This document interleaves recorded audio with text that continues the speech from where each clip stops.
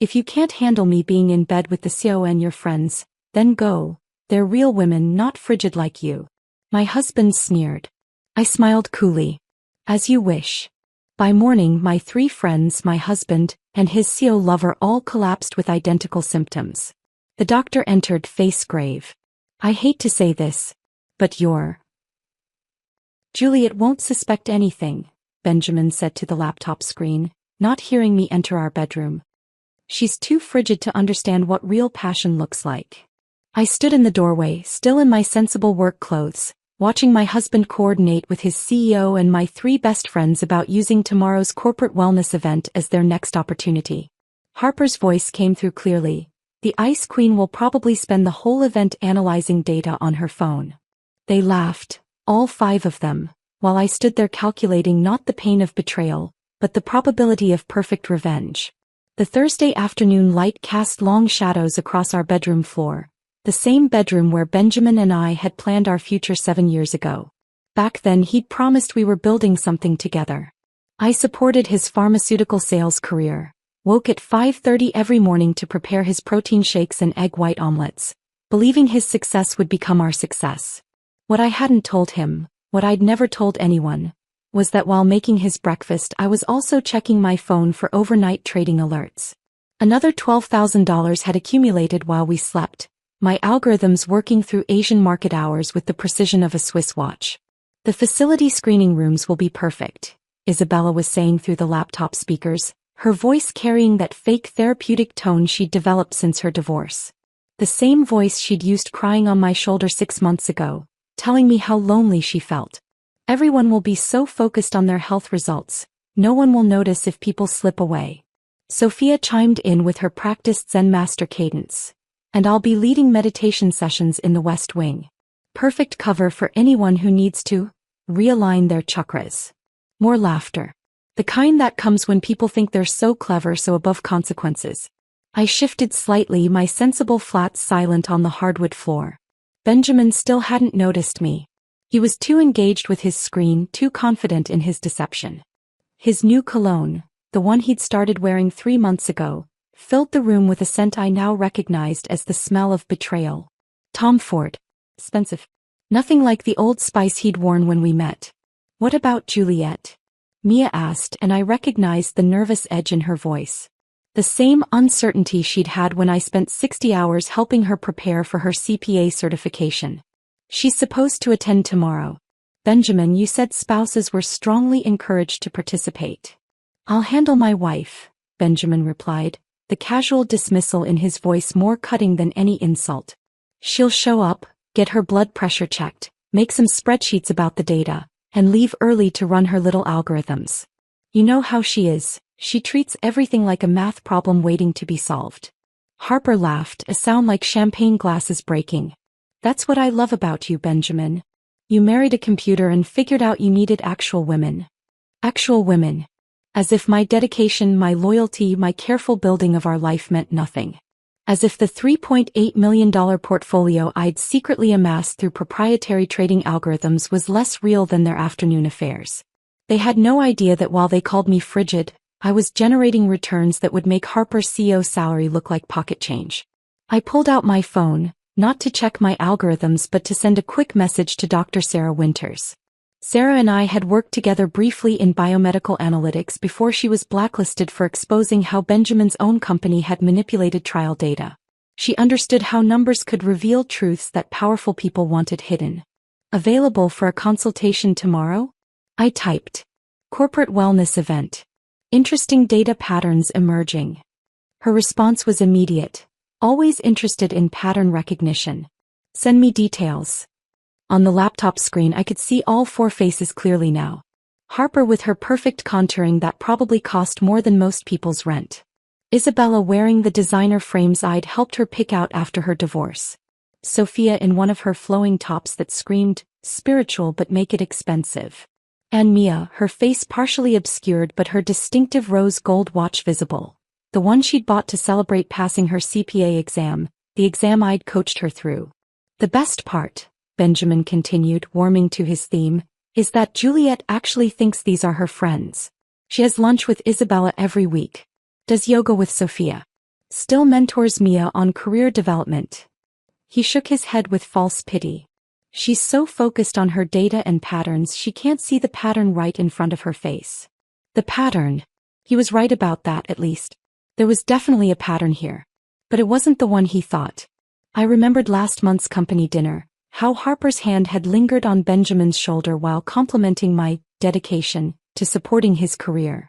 How Isabella, Sophia, and Mia had all seemed unusually interested in Benjamin's promotion prospects, asking questions about his travel schedule, his client meetings, his bonus structure. I'd cataloged these moments the way I cataloged market anomalies, data points that didn't quite fit the expected model. Tomorrow's going to be perfect, Harper declared with CEO finality. The wellness screenings provide cover, the facility is large enough for privacy, and everyone will be so focused on their health metrics they won't notice anything else. Speaking of metrics, Benjamin said, glancing at his watch, the Rolex he'd bought himself for his last promotion, I should go. Juliet will be home soon and I need to remind her about tomorrow's event. Play the devoted husband encouraging his wife to take care of her health. The devoted husband. The phrase sat in the air like a mathematical impossibility, an equation that couldn't balance. I backed out of the doorway silently, returning to the kitchen where I'd left my work bag. I pulled out my laptop and began what looked like work but was actually something far more interesting. Accessing the wellness events participant list, the screening protocols, the facility layout. My phone buzzed with another trading alert. A successful position that netted another $8,000. The numbers flowed across my screen in perfect patterns, predictable and logical. Unlike people, algorithms didn't lie. They didn't pretend to be your friend while sleeping with your husband. They didn't mock you in group chats named after your supposed coldness. Benjamin emerged from the bedroom 10 minutes later, his face composed into the mask of concerned husband. Hey honey, you're home early. Migraine again. I looked up from my laptop, my expression as neutral as a balance sheet. Just wanted to finish some analysis in peace. How was your day? Good. Actually, I wanted to remind you about tomorrow's wellness event. Harper's really hoping for full participation, especially from spouses. You'll come, right? The wellness event. Where they plan to use health screenings as cover for their continued affairs. Where my 3 best friends and his CEO would laugh about the Ice Queen being too absorbed in data to notice anything. Of course, I replied, my voice steady as compound interest. I wouldn't miss it for anything.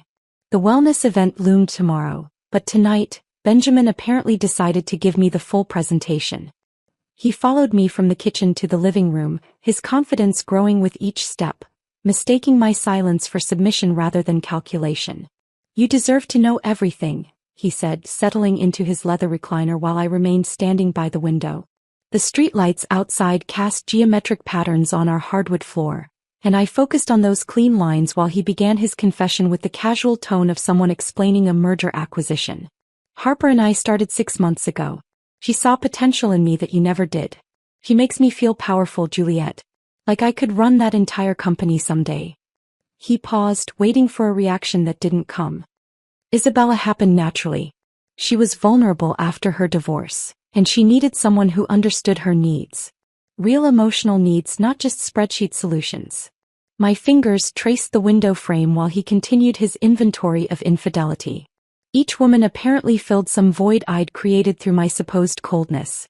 Sophia brought passion and spontaneity to his structured life. Mia appreciated his guidance in ways that went beyond professional mentoring. He laid out these affairs with the same methodical precision he used for pharmaceutical sales pitches, complete with value propositions and benefit analyses. We have a WhatsApp group, he said, pulling out his phone with disturbing eagerness. Want to see what your friends really think of you? He held the screen toward me, showing the group name clearly, the Ice Queen's Court. The latest message thread made my chest tighten, not from hurt but from the sheer audacity of their coordination. Harper had sent a photo from last week's yoga class, one where I'd stood in the background adjusting my mat while she and Sophia posed in the foreground. The caption read, "The Queen remains oblivious to her subjects' real activities." There's more. Benjamin scrolled through weeks of messages, each swipe revealing another layer of deception. Isabella had screenshotted our lunch conversations where I'd offered advice about rebuilding after divorce, adding laughing emojis and comments about my complete cluelessness. Sophia shared meditation quotes she'd sent me about trust and friendship, followed by explicit details about her Tuesday afternoon sessions with Benjamin. Mia had forwarded my mentoring emails with annotations mocking my earnest career guidance. I walked to my home office without a word, leaving Benjamin holding his phone in the air like evidence in a trial where he was somehow both prosecutor and defendant. My hands remained steady as I powered on my computer, though something deep in my chest felt like it was fracturing along predetermined fault lines. The digital breadcrumbs were everywhere once I knew where to look. Isabella's Instagram, which she'd given me access to during her divorce proceedings when she needed someone to help document her ex-husband's spending, told a different story than her tears on my shoulder. Photos tagged at restaurants during our supposed girls' nights showed timestamps that matched Benjamin's client dinners. Her stories, which she thought disappeared after 24 hours, had been archived in my systematic way of preserving data. 3 months of deception cataloged in metadata. Sophia's meditation app, which we'd connected for accountability partners, revealed location data that contradicted every wellness retreat and spiritual workshop she'd claimed to attend. The app showed her at the Marriott downtown during her Tuesday energy healing certification classes. The same Marriott where Benjamin's expense reports showed regular pharmaceutical client meetings. The precision of their lies would have been admirable if it weren't so pathetic. Mia's professional calendar remained synced to my phone from when I'd helped her organize her CPA study schedule. The gaps in her timeline aligned perfectly with Benjamin's travel schedule. Every urgent client deadline that prevented our coffee meetings corresponded with his early returns from business trips. The woman I'd spent 60 hours tutoring had been using my own organizational systems to coordinate affairs with my husband.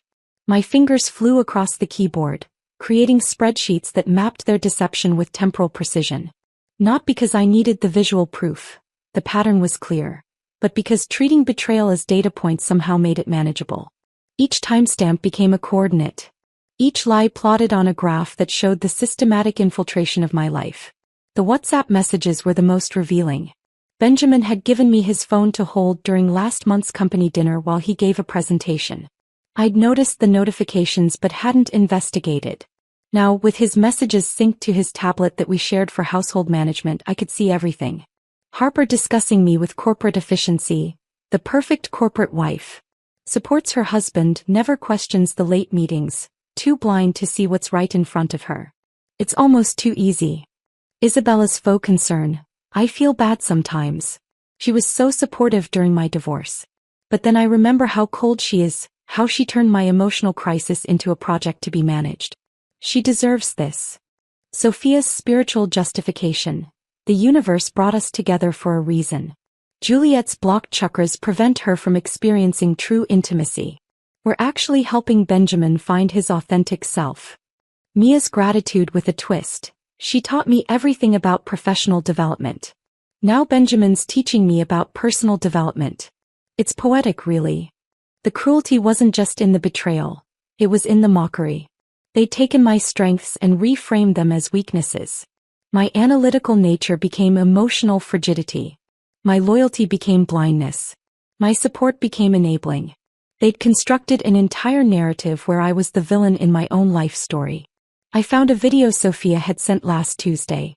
She was in my yoga spot at the studio wearing the leggings I'd recommended, demonstrating poses while saying, "This one's called Deceiving Dog. Perfect for our situation, right?" The group's response was a cascade of laughing emojis and comments about my flexibility being limited to Excel formulas. My phone buzzed with a text from Isabella. "Coffee tomorrow after the wellness event? I need to talk about something personal." The normalcy of it, the casual maintenance of our fake friendship, made my jaw clench. She was scheduling our regular coffee date for after she planned to sneak away with my husband during health screenings. Another message from Sarah Winters appeared.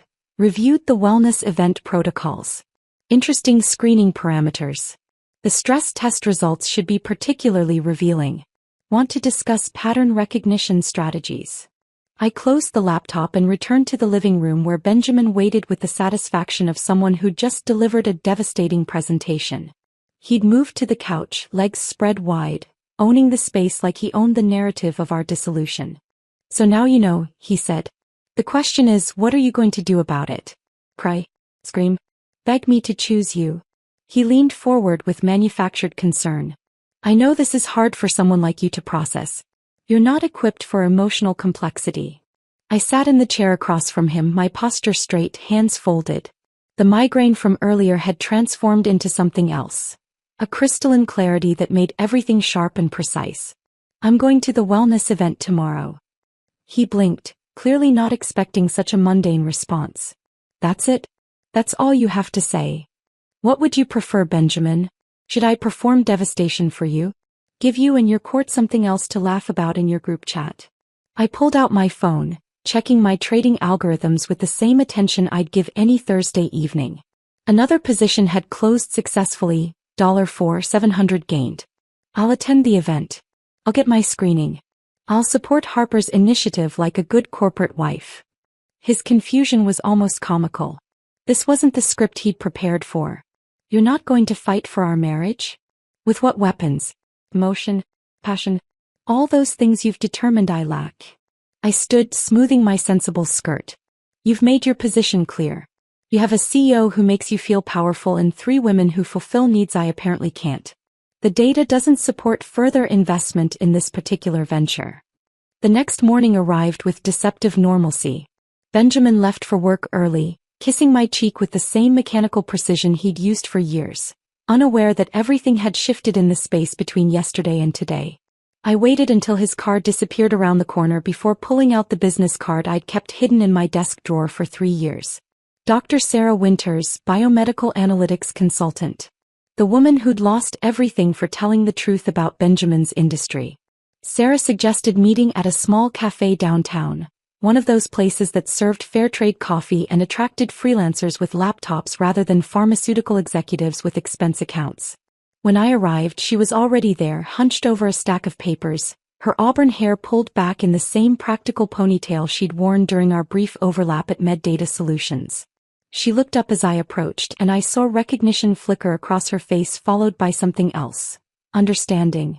The exhaustion around her eyes spoke of battles fought against systems designed to protect people like Benjamin and Harper. Systems that crushed whistleblowers while rewarding those who played by corrupt rules. Juliet Thornton, she said, not as a question but as confirmation.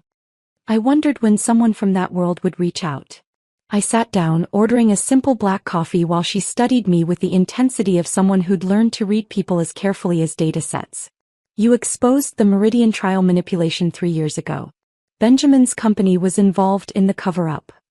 And now you're married to one of their star salespeople. She leaned back, fingers wrapped around her mug. That must be complicated. It's about to become significantly less complicated. I pulled out my phone, showing her the wellness event invitation. Harper Blackwood is launching this initiative tomorrow. Benjamin's been instrumental in organizing it.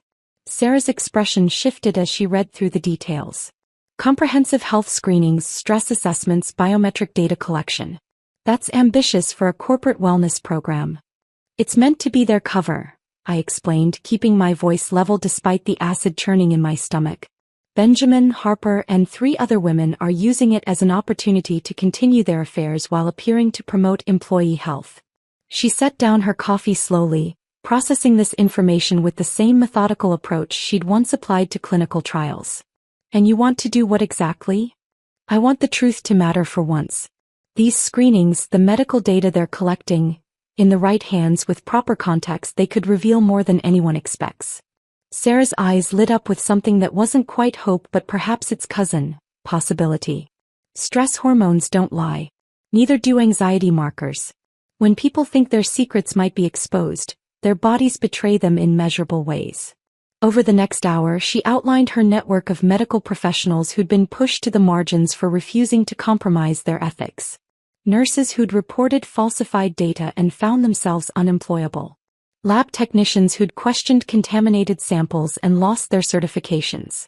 Doctors who'd refused to prescribe unnecessary medications and watched their practices crumble. They'd be very interested in conducting legitimate health screenings, Sarah said, sliding a list of names across the table. Completely above board, following all protocols, just with particular attention to stress-related biomarkers. When I returned home that afternoon, Benjamin was in his study practicing his wellness presentation. His voice carried through the house with salesman enthusiasm as he rehearsed statistics about employee productivity and healthcare cost reduction. I stood in the hallway listening to him describe how Isabella would oversee mental health resources, how Sophia's mindfulness sessions would reduce workplace stress, how Mia's financial wellness workshops would help employees manage healthcare expenses. This is about investing in our people, he practiced, his tone hitting that perfect note of corporate sincerity. Because healthy employees are successful employees. The irony was suffocating. Here was my husband, building a platform for public health while privately destroying the health of our marriage. Each of his co-conspirators positioned as wellness experts while participating in the least healthy behavior imaginable. That evening I sent Harper an email from my professional account, the one linked to my data analyst position. I'd love to contribute to the Wellness Initiative's data analysis. Pattern recognition and statistical modeling are my specialties, and I believe I could help demonstrate the program's effectiveness through quantitative metrics. Her response came within minutes, effusive with the kind of false warmth that made my skin crawl. Juliet. What a wonderful offer. We'd be thrilled to have your expertise. Your analytical skills would be invaluable in showing ROI and employee engagement metrics. She attached participant lists, vendor contracts, facility layouts, and screening protocols. Everything I needed, handed over with the casual confidence of someone who saw me as background furniture in my own life. The supportive wife trying to contribute to her husband's success, nothing more. I established my base of operations in a small office downtown, leased 6 months ago under the LLC I'd created for my trading activities. Benjamin had no idea it existed, just as he had no idea about the magnitude of my investment portfolio or the algorithms generating wealth while he slept. The space was sparse but functional. Multiple monitors, encrypted drives, secure internet connection. Everything necessary for what Sarah called data archaeology. We met there weekly, reviewing medical protocols with the attention of generals planning a campaign. Sarah brought research on how deception manifested in biological markers. Elevated cortisol, irregular heart rate variability, specific patterns in blood pressure fluctuation. Her network of medical professionals contributed their expertise, each one eager to participate in something that felt like justice rather than compliance. The beauty of legitimate testing, Sarah explained during our third meeting, is that we're not fabricating anything. Every result will be accurate, properly documented, and medically sound. We're simply ensuring that the data tells its complete story. She introduced me to Dr. Patricia Chin, an emergency physician who'd been sidelined after reporting insurance fraud at her previous hospital. Dr. Chin understood the importance of presentation, how the same test results could be interpreted through different lenses depending on context and emphasis. When people are hiding something significant, Dr. Chin explained, their bodies keep score. The stress of maintaining deception creates measurable physiological responses. We'll simply be thorough in our documentation. There was also Marcus Rodriguez, a lab technician who'd lost his position after refusing to alter contamination reports. He would handle the blood work processing, ensuring every sample received meticulous attention. Numbers don't lie, he said with quiet intensity. People do, but numbers never do. The team Sarah assembled shared more than professional expertise. They carried the weight of being punished for honesty in systems that rewarded deception. Each had paid a price for refusing to compromise their integrity, and now they saw an opportunity to balance those scales. Meanwhile, I maintained my role perfectly. I attended planning meetings for the wellness event, took detailed notes on logistics, created spreadsheets tracking participant enrollment. Harper praised my thoroughness while Benjamin smirked at what he considered my predictable obsession with organization. The Ice Queen's in her element. I overheard him tell Isabella during a planning call I wasn't supposed to hear. Give her data to analyze and she's happy. She has no idea what's really happening. Their confidence was remarkable, really. The way they moved through the following days as if I were sleepwalking through my own life, blind to everything happening around me. I kept my routine intact with mathematical precision.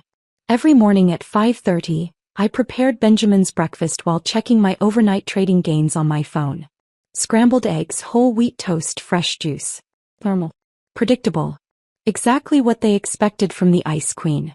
At the company fundraiser that weekend, Harper draped herself across Benjamin like an expensive scarf, her fingers tracing patterns on his sleeve while making direct eye contact with me. He wanted me to see. They all did. The thrill for them wasn't just the affairs. It was performing them in front of the oblivious wife. "Julie, you must be so proud of Benjamin," Harper said, her voice dripping with false sweetness. "He's been absolutely instrumental in making this wellness initiative happen." I smiled, the kind of expression I'd perfected over years of client meetings. Benjamin's always been dedicated to his work. Sometimes I barely see him with all his late meetings and weekend preparations. The slight pause before her response told me everything. She was wondering if I knew if that comment held hidden meaning. But then Benjamin laughed, too loud and too quick. "That's my Juliet. Always understanding about work demands." Isabella approached with 2 glasses of wine, handing me one while air kissing my cheek. The same cheek she'd cried against 6 months ago during her divorce. "We still on for yoga tomorrow morning? Sophia's teaching that new hot flow class." "Wouldn't miss it," I replied, taking a sip of wine I didn't want. "Though I might need to leave early. I've been researching some interesting patterns in health insurance claims. A friend of mine discovered her husband's affair when she noticed unusual billing patterns. Apparently, certain medications can be quite revealing." Isabella's hand trembled slightly, wine sloshing dangerously close to the rim. That's terrible. For your friend, I mean." "Oh, she's grateful now. Says the data never lies even when people do." I watched Isabella exchange glances with Sophia across the room. But I'm sure that's not relevant to anyone we know. During Monday's yoga class, I positioned myself directly behind Sophia, matching her poses with precise mimicry while she led the session. Halfway through, during a particularly challenging balance pose, I mentioned casually, "I've been getting into cryptocurrency. The returns are fascinating if you understand the patterns." Sophia wobbled, catching herself against the wall. "Cryptocurrency? That seems so complex for someone who isn't technically minded." "You'd be surprised what people can learn when they pay attention," I said, holding my tree pose perfectly still. "Benjamin thinks I'm too focused on traditional investments, but I've been building quite a portfolio.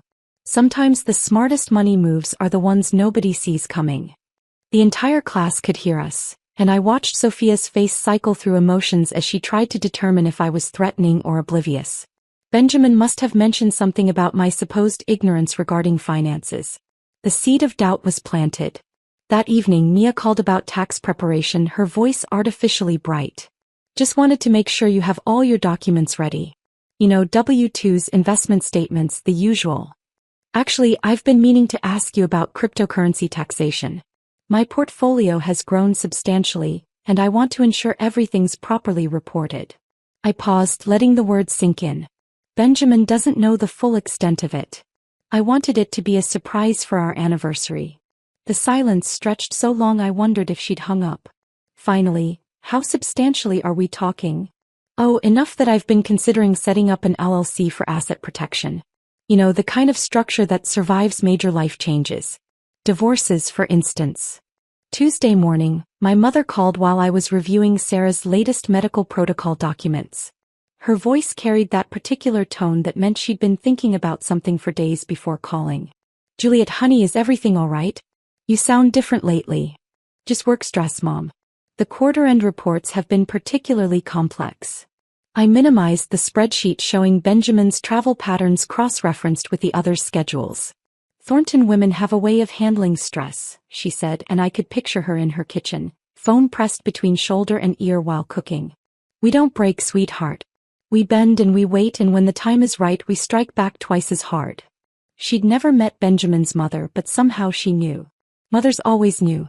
"I remember when your father thought he could hide his gambling from me," she continued. "I let him think I was oblivious for 3 months while I documented everything. When I finally confronted him with evidence, he had no room to maneuver. Sometimes, honey, the best strategy is letting them think they're winning right until they realize they've already lost." My sister Claire visited Wednesday afternoon, arriving unannounced with coffee and what she called sister intuition. She found me in the home office, surrounded by monitors displaying various spreadsheets. "Benjamin seems distracted," she said, settling into the chair across from my desk. "And your friends are acting weird." Isabella practically ran away when she saw me at the grocery store. "Everyone's stressed about the wellness event." It's a big initiative for Harper's company. I continued typing, tracking the asset transfers I'd been executing all week. Moving cryptocurrency to hardware wallets, establishing trust structures, creating financial fortifications that would survive any legal assault. Claire studied me with eyes that matched our mother's. You know, when David cheated on me, I knew for 3 months before I said anything. The waiting was the hardest part. But it was also when I felt most powerful, knowing something he didn't know I knew. David was an idiot, I said, finally looking up from my screens. So is Benjamin. She stood, kissing the top of my head. Whatever you're planning, just remember you have backup. Thornton women stick together. Thursday night, I met Sarah for our final coordination. The medical team was ready, the protocols were established, and the testing equipment had been delivered to the venue. Everything calibrated to detect exactly what we expected to find: elevated stress hormones, anxiety markers, the biological signatures of deception under pressure. The beautiful thing about legitimate medical testing, Sarah said, reviewing our checklist one last time, is that it's completely legal and ethically sound. We're following every protocol, every guideline. We're just being very thorough in our analysis. I nodded, closing my laptop after confirming the last of my cryptocurrency transfers. $3.8 million, now completely protected from any claim Benjamin or his lawyers might make. The algorithms would keep running, generating wealth he'd never touch, building a future he'd never be part of. Are you ready for tomorrow? Sarah asked, something like concern flickering across her face. I've been ready since the moment he showed me that WhatsApp group, I replied, standing to leave. They want to use health screenings as cover for their affairs. They're about to learn that some things can't be hidden, not even from the Ice Queen they think is too cold to notice her kingdom has been invaded. The morning of April 28th arrived with the kind of perfect spring weather that felt like nature's cruel joke. Sunshine streamed through our bedroom windows as I stood behind Benjamin, adjusting his tie with the same careful precision I'd used for 7 years. My fingers worked the silk into a perfect Windsor knot while he studied himself in the mirror, completely unaware that this would be the last morning of his carefully constructed life. You're going to do great today, I told him, smoothing his collar. The words came out steady, almost warm. This wellness initiative will really set you apart in the company. He caught my hands, holding them against his chest in what probably looked like affection to anyone watching. You know, Juliet, you've been different lately. Calmer. More accepting. Harper thinks you've finally found your place. My place. As if I were a piece of furniture that had finally been arranged correctly in their lives. I smiled, the kind of expression that could mean anything. I've been doing a lot of thinking about where I belong. The drive to Harper's corporate headquarters took 23 minutes. Benjamin spent them reviewing his notes, practicing key phrases under his breath about employee wellness and corporate responsibility. I spent them running through contingencies in my mind, each scenario calculated and prepared for. The morning traffic moved in predictable patterns, just like everything else I'd mapped out. You'll participate in the screenings, right? Benjamin asked as we pulled into the parking garage. Harper specifically mentioned wanting full spouse participation. Shows commitment to the program. I wouldn't miss it, I replied, gathering my purse with deliberate calm. I'm very interested in what today will reveal. The corporate building thrummed with orchestrated energy. Harper's team had transformed the main floor into a wellness showcase that probably cost more than most people's annual salaries. Banner displays promoting your health, your future lined the corridors. Registration tables staffed with aggressively cheerful volunteers directed participants to various screening stations. Isabella arrived as we were checking in, dressed in athleisure that screamed expensive but trying not to. She grabbed my arm with practiced familiarity, the same way she had during her divorce when she needed an anchor. Juliet. Isn't this exciting? I've been working on the mental health component for weeks. We're really going to make a difference in people's lives.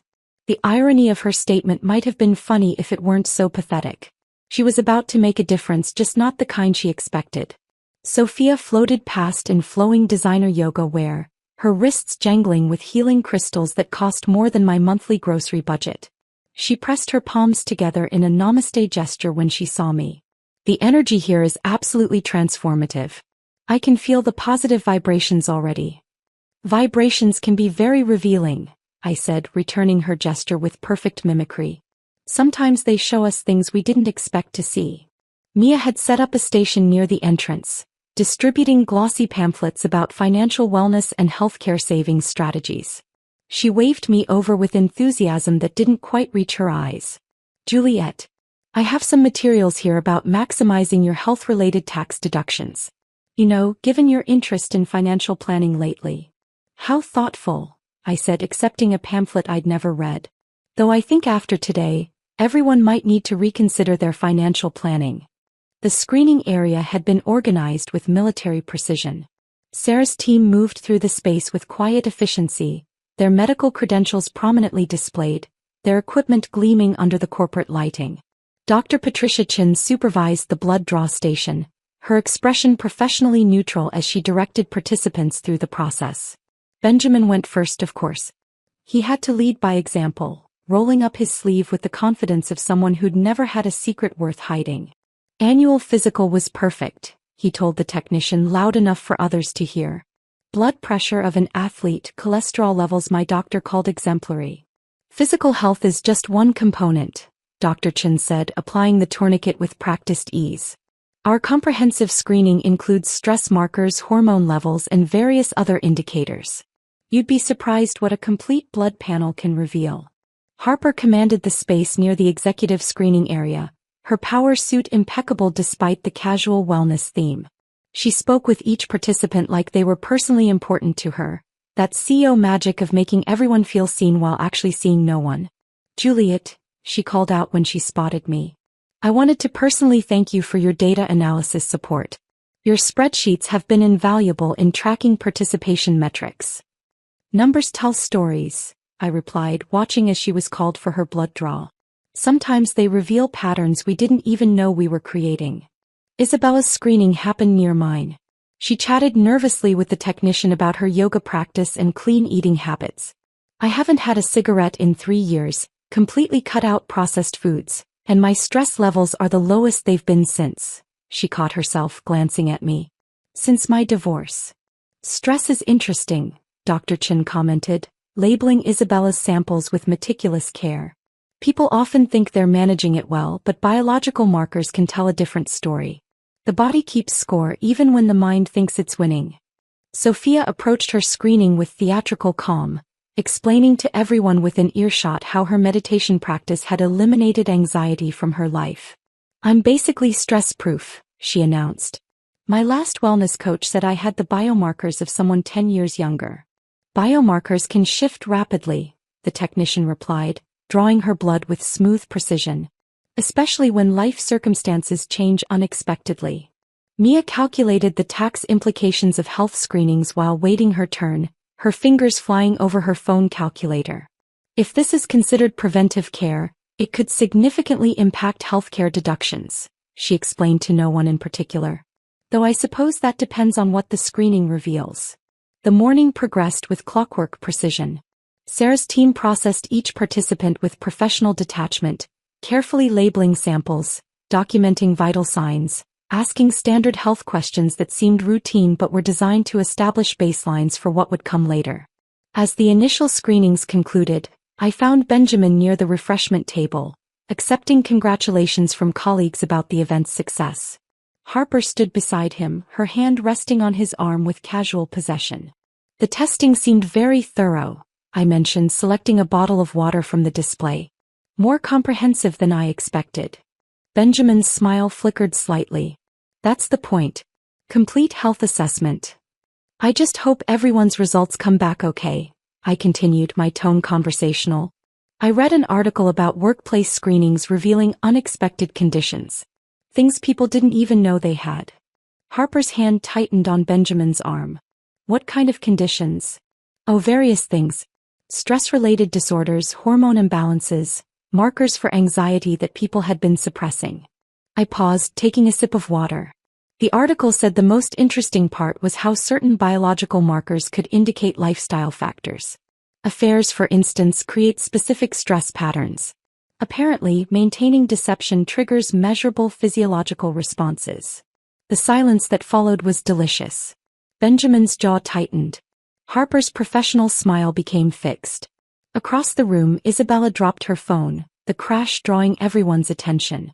But I'm sure that's not relevant here, I added, my voice light as spring sunshine. After all, this is about wellness, not secrets. The waiting began immediately after the wellness event. 3 days of manufactured normalcy while Sarah's team processed results with meticulous care. Benjamin went to work each morning, kissed my cheek with mechanical precision and pretended everything was fine.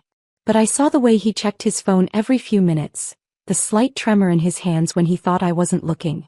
Monday morning, May 1st, started like any other day except for the underlying current of anxiety that Benjamin couldn't quite hide. He left for work early, mumbling something about preparation meetings. I made myself coffee and waited, knowing the carefully orchestrated sequence was about to begin. The first call came at 9:47 a.m. I knew because Isabella posted on Instagram at 9:45 about leading her morning therapy group, a photo of her serene face with a caption about holding space for healing. 2 minutes later, that serenity shattered. Sarah forwarded me the security footage from the therapy center's waiting room, something she'd arranged through her network of allies who understood the importance of documentation.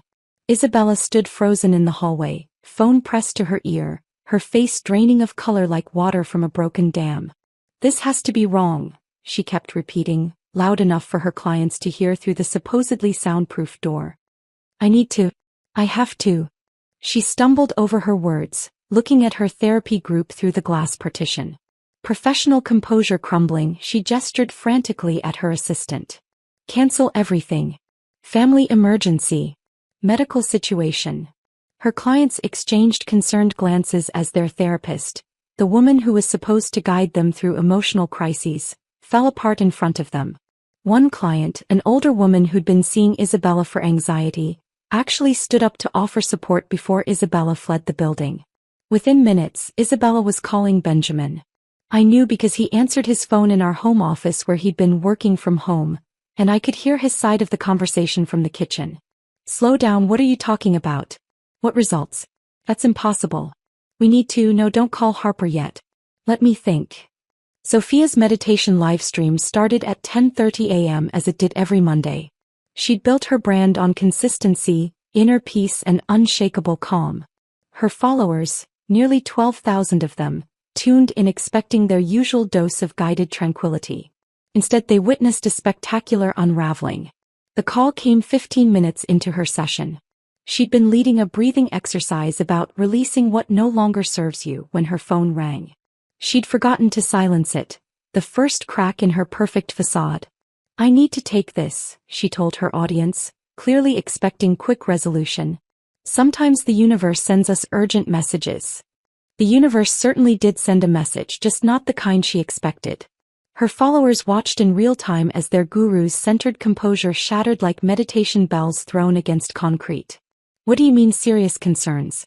I don't understand. This is about stress tests. But I don't have stress. I eliminate stress. I teach people to eliminate stress." She paced frantically around her studio, apparently forgetting she was still live streaming. The comment section exploded with confusion and concern.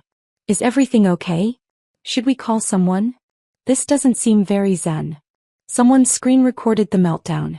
Within hours, clips would be circulating on social media with hashtags like #GuruGoneWrong and #NamasteNotToday. But in that moment, Sophia was too panicked to care about her digital footprint.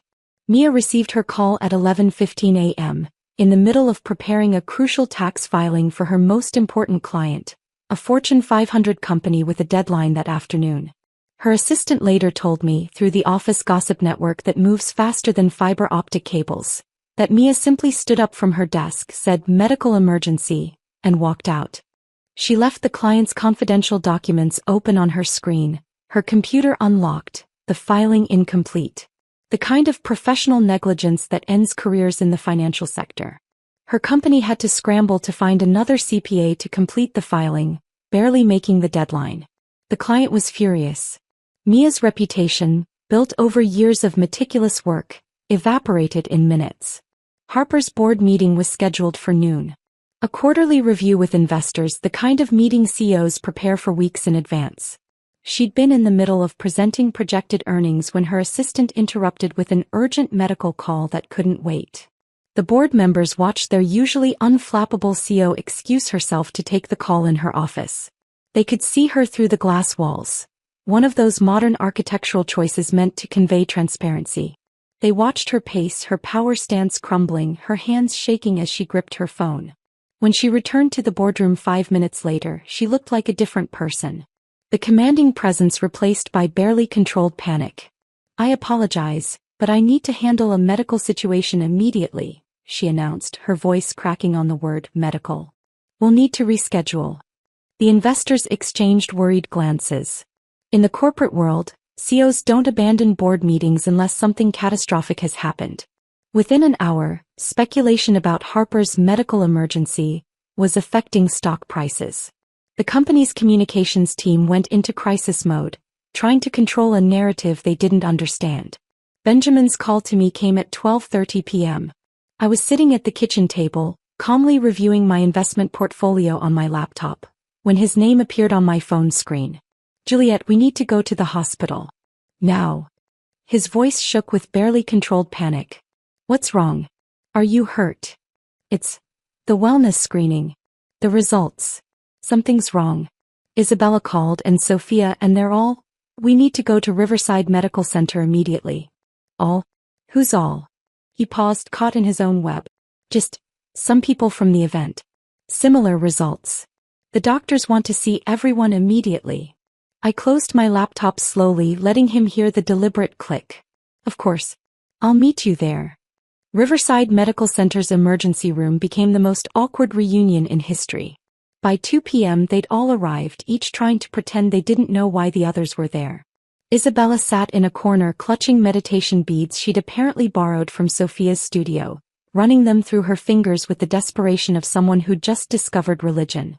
Her therapy training couldn't help her now. She was beyond self-soothing techniques. Sophia attempted breathing exercises, but they weren't working. Each inhale seemed to catch in her throat. Each exhale came out as a barely suppressed sob. The breathing coach who couldn't breathe properly. The irony would have been funny if it weren't so pathetic. Mia had her phone calculator out, obsessively computing potential medical costs, insurance deductibles, out-of-network possibilities. The financial expert trying to quantify a problem that couldn't be solved with mathematics. Harper paced near the reception desk, demanding to speak with whoever's in charge, insisting she needed executive-level medical attention immediately. Even in crisis, she couldn't abandon the CEO persona, though it was clearly failing her. Benjamin sat beside me, his leg bouncing with nervous energy, sweating despite the hospital's aggressive air conditioning. He kept glancing at the others, then at me, trying to gauge if I understood the connection. The careful choreography of their affairs had collapsed into this graceless scramble for medical attention. They all avoided eye contact with each other.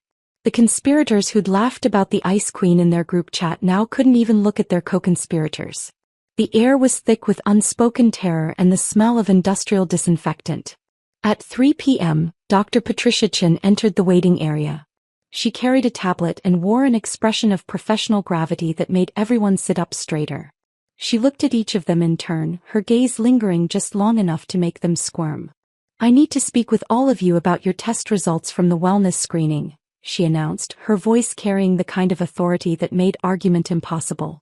"In my 20 years of practicing medicine," Dr. Chin continued, her voice cutting through the emergency room's ambient noise, "I've never encountered results quite like these from a workplace screening.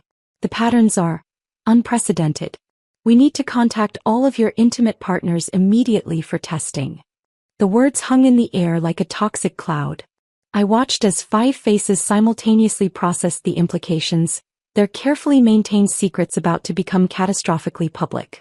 Harper's CEO composure cracked first, her hand flying to her throat. Isabella's borrowed meditation beads clattered to the floor. The sound echoed through the suddenly silent waiting room. Within hours, the first anonymous tip reached HealthWatch Daily, a wellness blog with surprising reach in corporate circles. The carefully worded article appeared by evening. Concerning patterns emerge from corporate wellness initiative. No names, no specific companies mentioned, but enough details that anyone familiar with Harper's widely publicized program could connect the dots.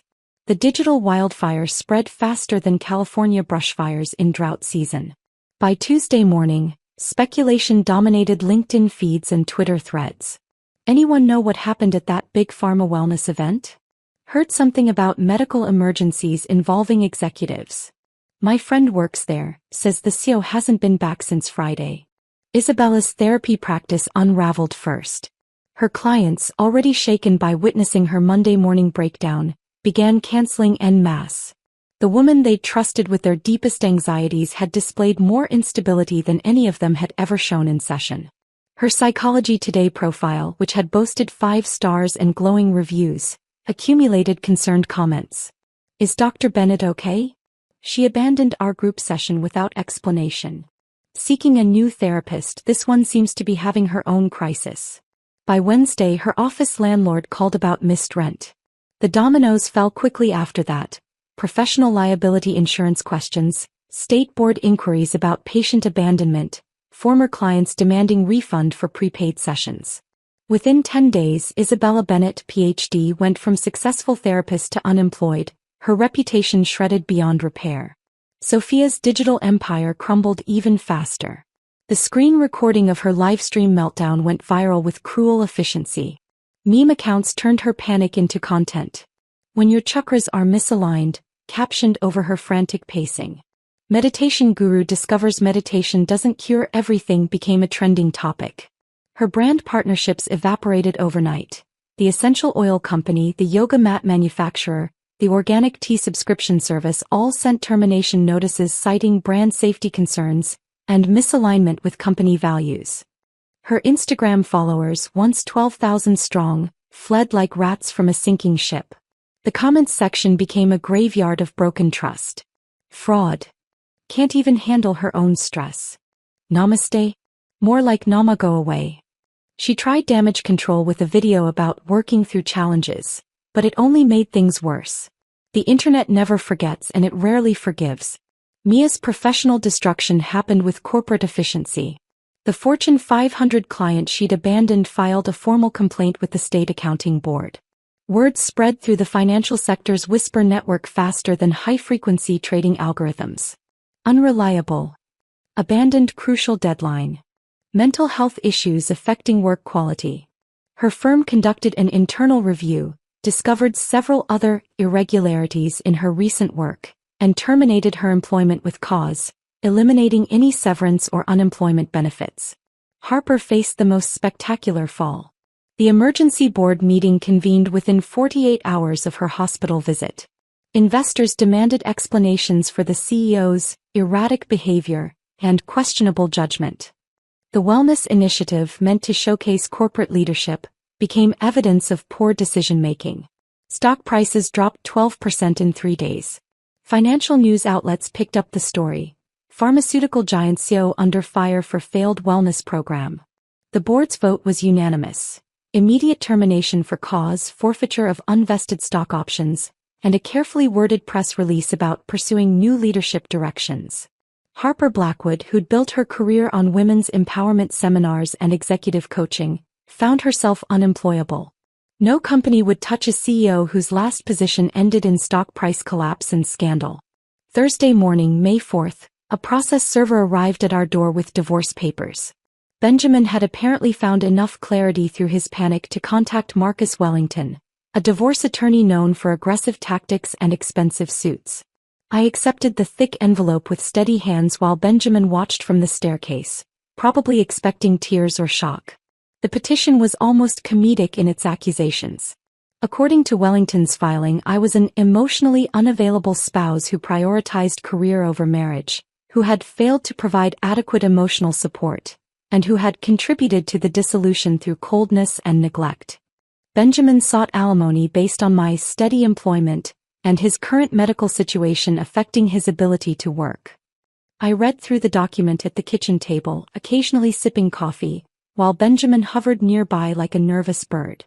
He'd clearly expected a different reaction: rage, bargaining, perhaps begging. Instead, I pulled out my phone and made a single call. "Patricia Morrison, please. Tell her Juliet Thornton is ready to proceed." Patricia Morrison didn't just handle divorces, she orchestrated them like surgical strikes. She'd represented 3 Fortune 500 executives' wives and had never lost a case. When we met the following Monday for the initial hearing, she arrived with 3 assistants wheeling boxes of documentation. Wellington, sitting beside Benjamin, visibly paled at the display. "Your Honor," Patricia began, her voice carrying the kind of authority that made judges lean forward, "we'd like to submit evidence of Mr. Thornton's hidden assets and undisclosed liabilities." The first box contained 7 years of cryptocurrency trading records, meticulously documented, every transaction time-stamped and verified. The $3.8 million portfolio appeared on the courtroom projection screen like a mathematical symphony. All acquired before marriage or classified as intellectual property from proprietary algorithms, completely separate assets under state law. Wellington's coffee cup trembled. Brown liquid splashed across his expensive legal pad. Benjamin's mouth opened and closed like a fish discovering it couldn't breathe air. The man who'd called me frigid was learning that ice could be worth more than fire. Patricia continued with surgical precision, revealing Benjamin's hidden gambling debts from online poker sites, undeclared income from pharmaceutical kickbacks disguised as consulting fees, and tax liabilities that would make an IRS agent salivate. His financial house of cards collapsed in real time, each document another gust of wind. Furthermore, Patricia announced, producing a final folder. Given Mr. Thornton's recently terminated employment and his documented financial obligations, we believe he may actually owe spousal support to my client, not the reverse. The judge's eyebrows climbed toward his hairline. Wellington stammered objections that sounded more like questions. Benjamin sat frozen, perhaps finally understanding that the Ice Queen hadn't been oblivious. She'd been calculating compound interest. Within 6 weeks, the full scope of destruction became clear. Isabella taught beginners yoga at the community center for $15 an hour, a far cry from her $150 therapy sessions. Sophia joined a multi-level marketing scheme selling essential oils, posting desperately cheerful videos about new opportunities to an audience that no longer existed. Mia prepared tax returns at a strip mall franchise, her CPA credentials technically intact but practically worthless. Harper disappeared entirely from public view, her LinkedIn profile abandoned, her woman empowerment brand extinct. Benjamin moved back to his parents' house in Ohio, his pharmaceutical career over, his reputation destroyed, his friends with benefits network collapsed. The last I heard, he was working at his father's hardware store, the golden boy reduced to mixing paint and cutting keys. 8 weeks after that courtroom revelation, I sat in Patricia Morrison's office for the final time. The divorce decree lay on the mahogany desk between us, requiring only my signature to end 7 years of marriage. Benjamin had already signed, his handwriting shakier than I'd ever seen it, probably executed from his childhood bedroom in Ohio where he now resided with his parents. "He gets exactly what he brought into the marriage," Patricia said, sliding the papers toward me, "which amounts to approximately negative $43,000 in debt and a reputation that won't recover in this lifetime." I picked up the pen, a simple ballpoint, nothing fancy. My hand remained perfectly steady as I signed my name, each letter formed with the same precision I applied to algorithms. No trembling, no hesitation, no dramatic pause for reflection. Just the clean execution of a necessary transaction, like closing out a position that had turned toxic. "Any regrets?" Patricia asked, genuinely curious rather than professionally concerned. "You don't regret cutting away gangrene," I replied, setting down the pen. "You regret not recognizing the infection sooner." Benjamin's messages had started arriving within days of the court hearing. First angry, then bargaining, then desperate. My email filter automatically redirected them to a folder I never opened, digital ghosts haunting an inbox I no longer visited. The man who'd called me frigid and weak was learning that ice doesn't melt from desperate pleas. The downtown apartment I moved into cost more per month than Benjamin's annual salary at his father's hardware store. 23rd floor, corner unit, floor-to-ceiling windows that transformed the city into a living canvas of lights and movement. I'd paid cash, a detail that made the real estate agent's eyes widen with the kind of respect money commands. Standing at those windows my first night there, I watched the city pulse below. For 7 years I'd hidden in suburban shadows, pretending to be less than I was. Now, elevated above the streets where I'd been invisible, I finally occupied the space I'd earned. The view wasn't about status. It was about perspective, seeing clearly what had been obscured at ground level. My wardrobe transformation happened gradually but deliberately. Gone were the sensible flats and neutral blouses, replaced with tailored pieces that fit my body and my success. Not flashy or desperate for attention, but quality that spoke without shouting. The saleswoman at Nordstrom recognized the shift immediately, moving from showing me mid-range options to bringing out pieces from the private shopping suite. "You've changed," she said during my third visit, studying me with professional interest. "Not just the clothes. Something fundamental." "I stopped pretending to be furniture," I replied, trying on a coat that cost more than my old monthly salary. The car came next, a Tesla Model S in deep metallic gray. Not because I needed to prove anything, but because I'd always wanted one and there was no longer any reason to deny myself. The salesman started his usual financing pitch until I mentioned I'd be paying in full. The shift in his demeanor was almost comical, suddenly eager to show me every feature, every upgrade, every possibility. My trading algorithms continued their work with mechanical precision, generating returns while I slept, while I ate, while I learned to exist as myself rather than someone's diminished version of me. The portfolio crossed 4 million, then 4.5, each milestone just another data point in an upward trend that showed no signs of reversing. Sarah Winters became an unexpected constant in this new life. We met for coffee every Thursday morning at the same cafe where we'd first plotted the wellness screening. Our conversations evolved from strategic planning to something deeper. Two women who'd seen systems from the inside and chosen accuracy over acceptance. "You know what I've realized?" Sarah said one morning, stirring her coffee with unusual contemplation. "We're taught that revenge is ugly, that we should forgive and move forward. But sometimes the kindest thing you can do is hold people accountable. Otherwise, they just keep destroying others." She was processing her own grief, not for the career she'd lost whistleblowing, but for the colleagues who'd known the truth and chosen silence. We understood each other in ways that didn't require explanation. Intelligence wasn't coldness. It was the ability to see patterns others missed or ignored. Precision wasn't cruelty. It was the refusal to accept comfortable lies. "I ran into Isabella last week," Sarah mentioned during another coffee. "She's teaching chair yoga at the senior center now. She tried to apologize, said she'd been going through something, that she wasn't herself." "She was exactly herself," I replied, watching steam rise from my cup. "That's the problem with mirrors. They show what's actually there, not what people pretend to be." The grief came in unexpected waves.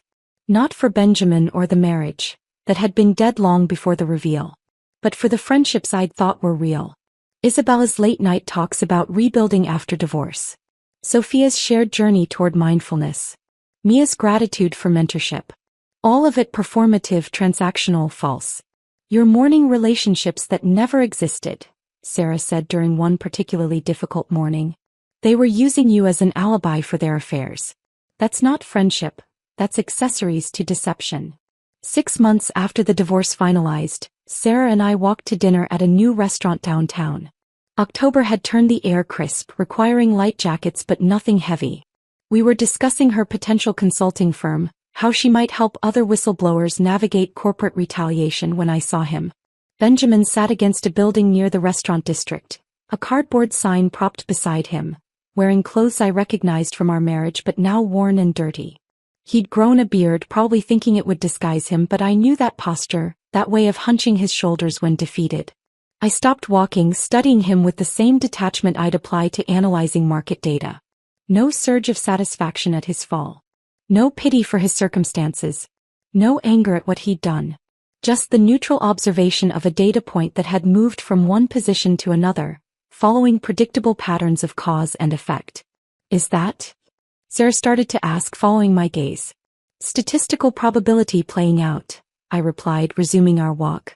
"When you build your life on lies, the foundation eventually collapses. Mathematical certainty." As we entered the restaurant, warm light and conversation enveloping us, I realized the truth about everything that had happened. The revenge hadn't been about anger or destroying them. It had been about accuracy, forcing reality to match reality, making the external align with the internal. They'd destroyed themselves the moment they mistook quietness for weakness, precision for coldness, patience for stupidity.